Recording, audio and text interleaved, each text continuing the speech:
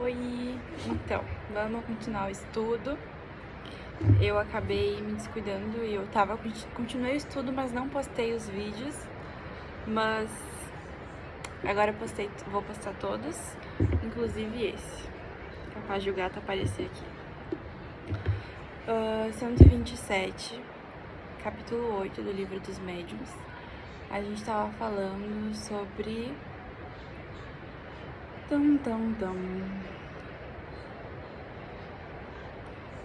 Deixa eu voltar aqui, porque eu nem sei.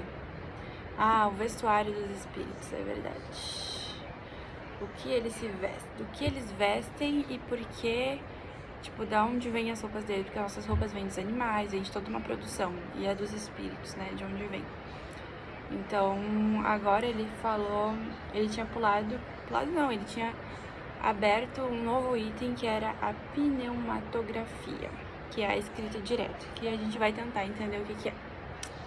A escrita direta, ou pneumatografia, é a que se produz espontaneamente, sem o concurso nem da mão do médium, nem do lápis.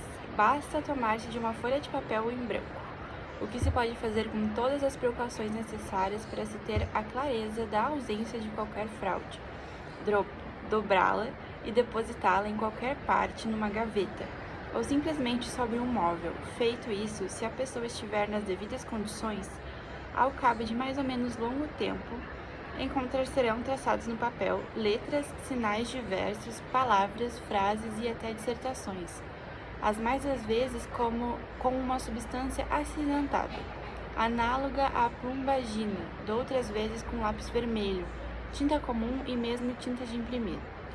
Então, tu deixar uma folha em branco e então não é como é a psicografia, que é uma pessoa com a mão ali, né? Mesmo que seja a psicografia mecânica, que nem a do Chico, que era o espírito usando a mão do Chico, digamos assim, para escrever, não, é como se não tem nem a caneta, ele não vai nem levantar a caneta e escrever, a tinta simplesmente aparece no papel. Então é isso disso que ele está falando aqui.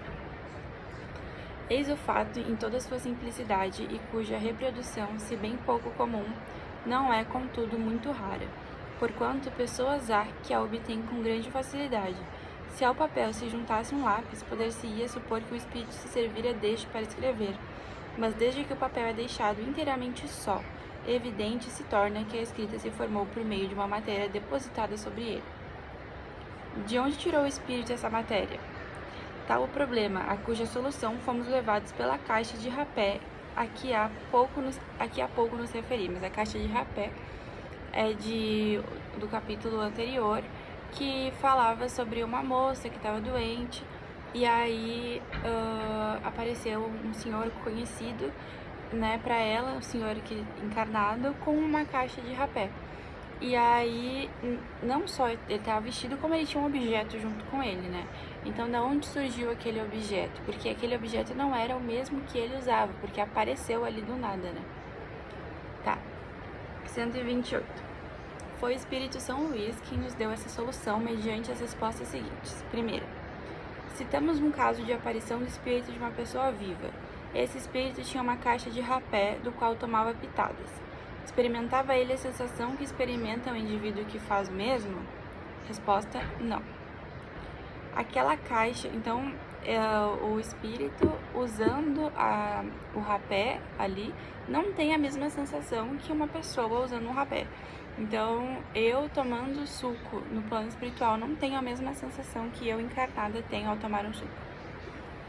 Segundo, aquela caixa de rapé tinha a forma da de que ele se servia habitualmente, que se achava guardada em sua casa, que era a dita caixa nas mãos da aparição, uma aparência.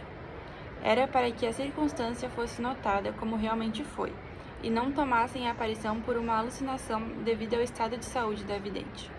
O espírito queria que a senhora em questão acreditasse na realidade da sua presença, e para isso tomou todas as aparências da realidade. Então, era uma aparição, não era de fato uma caixa material ali. Era a imagem de uma caixa, assim como eu posso ter, como se fosse um holograma. Exatamente como se fosse um holograma. Terceiro, Dizes que era uma aparência, mas uma aparência nada tem de real. É como uma ilusão de ótica.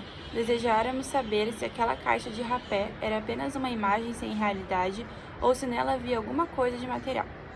Certamente, é com o auxílio deste princípio material que o espírito toma a aparência de vestuários semelhantes ao que o espírito usava quando vivo.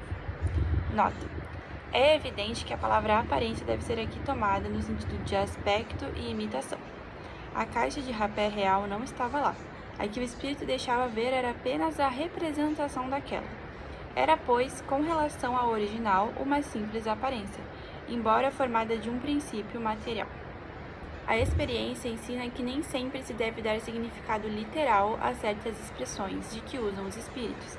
Interpretando-as de acordo com as nossas ideias, expomos-nos a grandes equívocos. Daí a necessidade de aprofundar-se o sentido de suas palavras. Todas as vezes que apresentem a menor ambiguidade, é esta uma recomendação que os próprios espíritos constantemente fazem. Sem a explicação que provocamos, o termo aparência, que de contínuo se reproduz nos casos análogos, poderia prestar-se a uma interpretação falsa. Então, ele fala ali que existia algo material naquela aparência, naquela imagem que estava sendo reproduzida ali. Só que não é uma matéria igual ao que é feito a caixa do rapé, que não seja de madeira e tem o rapé dentro. Não é madeira com rapé dentro. É um holograma ali que é formado de matéria que se forma e por isso a gente consegue ver. Então, no momento em que um projetor coloca algo na parede, existe matéria ali. Só que não é porque ele está projetando ali uma caixa de chocolate que de fato há uma caixa de chocolate ali. Existe a aparência de uma caixa de chocolate que é feita através da luz e sei lá, não sei como é que funciona, mas que é material, tanto que, claro, a gente não pode segurar, mas eu posso pôr a minha mão na frente e vai estar na minha mão aquilo ali, né? E aí depois ele fala que é para tomar cuidado quando um espírito fala alguma coisa, que não é para levar no literal. Então, não é porque ele diz que é aparência que é literalmente uma aparência, né? Apesar de que eu não sei de que tipo de interpretação poderia ser feita a partir dessa palavra que estaria errada. Mas que é necessário tomar cuidado quando tem algo no livro dos espíritos, no livro dos médiuns, enfim, quando os espíritos comunicam algo, porque, ai, que susto, porque tem muita referência. Então, tipo, às vezes eles não têm a palavra ideal para usar, e ainda mais naquela época. Eu acho que hoje eu pude usar o pretexto do holograma, que a gente já tem conhecimento e que é mais fácil de fazer parecidas, mas em 1800 e tanto não tinha essas comparações para serem feitas, então os espíritos usavam as palavras que tinham. E é por isso que não dá pra levar tão ao pé da letra. Quarto, dar-se-á que a matéria inerte se desdobre ou que haja no mundo invisível uma matéria essencial capaz de tomar a forma dos objetos que vemos?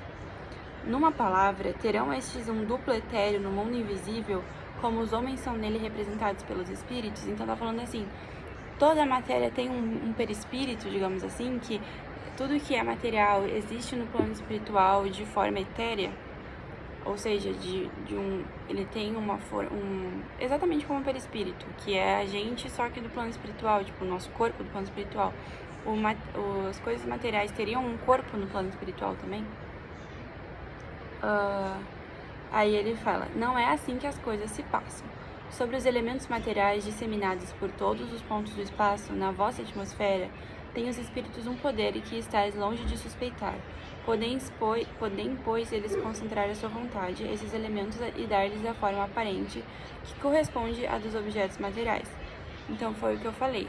No momento que tu projeta um holograma ali, ele não é uma matéria que está se formando ali, né, a partir do nada, como uma mágica e cria aquilo. Não. Ele é uma aparência, uma imagem daquilo que está sendo reproduzido, que se projeta e que é possível que a gente veja em perspectiva. Então, é exatamente a mesma coisa que acontece no momento em que aparece um objeto do plano espiritual. Podem, pois, eles considerar sua vontade esses elementos e dar-lhes a forma aparente que corresponda à dos objetos materiais. Então, ele usa de um elemento para formar a imagem que ele precisa. Nota. Esta pergunta, como se pode ver, era a tradução do nosso pensamento, isto é, da ideia de que formávamos a natureza de tais objetos. Se as respostas, conforme alguns o pretendem, fossem o reflexo do pensamento, houvéramos obtido a confirmação da nossa teoria, e não uma teoria contrária. Quinto, formulo novamente a questão de modo categórico, a fim de evitar todo e qualquer equívoco. São alguma coisa as vestes de que o espírito se cobre? Aí ele responde: parece-me que a minha resposta precedente resolve a questão.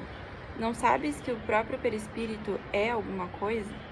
Lá vamos os espíritos dando chapuletadas. Então, o que é o perispírito? É nada? Então, foi isso que ele falou, né? Como assim é alguma coisa? O perispírito não é nada? Ele falou, se o perispírito é alguma coisa, os objetos também são alguma coisa, né? Aí, o sexto. Resulta desta explicação que os espíritos fazem passar a matéria etérea pelas transformações que queiram, e que, portanto, com relação à caixa de rapé, o espírito não a encontrou completamente feita, fê-la ele próprio no momento em que teve necessidade dela por ato de sua vontade, e do mesmo modo que a fez, pôde desfazê-la. Outro tanto naturalmente se dá com todos os demais objetos, como vestuários, joias, etc. Será assim? Daí responde, mas, evidentemente. Não entendi o mas. Então, eu acho que sim. Pelo que eu entendi, a resposta do espírito é assim, ele usa da matéria para formar aquilo que ele precisa, né? Que é a aparência que ele necessita naquele momento e depois desmancha. Sétimo. A caixa de rapé se tornou tão visível para a senhora de que se trata que lhe produziu a ilusão de uma tabaqueira material. Teria o espírito podido torná-la tangível para a mesma senhora? E aí ele responde, teria. Oitavo.